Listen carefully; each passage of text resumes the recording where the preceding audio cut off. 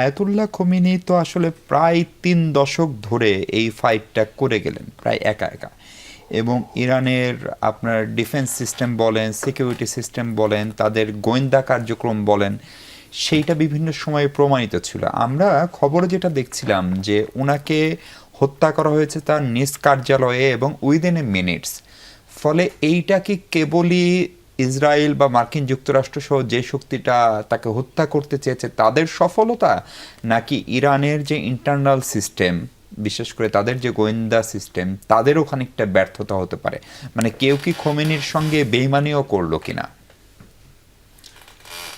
এটা তো আমরা জানি না।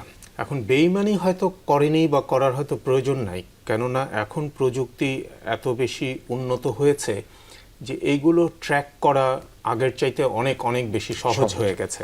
উনি হয়তো আরও ভালো বলতে পারবেন, কিন্তু আমরা এইটুকু বুঝি যে মার্কিন যুক্তরাষ্ট্র এবং ইসরায়েলের কাছেও যে প্রযুক্তি আছে সেই প্রযুক্তি দিয়ে আমরা যা অনুমানও করতে পারি না সেই ধরনের অ্যাক্সেস তাদের পক্ষে সম্ভব।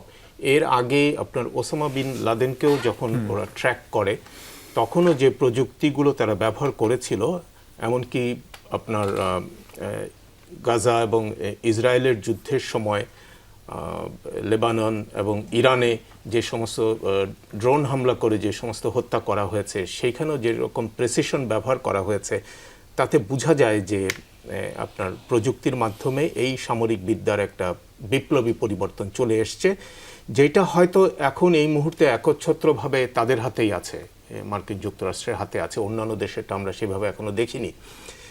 তো সেইভাবে সেটা সম্ভব হয়েছে।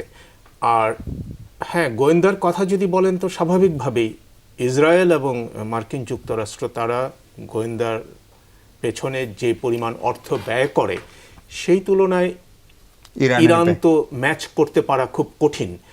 তো অ্যাপারেন্টলি হয়তো ব্যর্থতা সেখানে ইরানের গোয়েন্দাদের দেখা যেতে পারে, কিন্তু এইটা আসলে ঠিক ম্যাচ যেহেতু করে না, সুতরাং সেইভাবে তুলনা করে আমরা বলতে পারি না।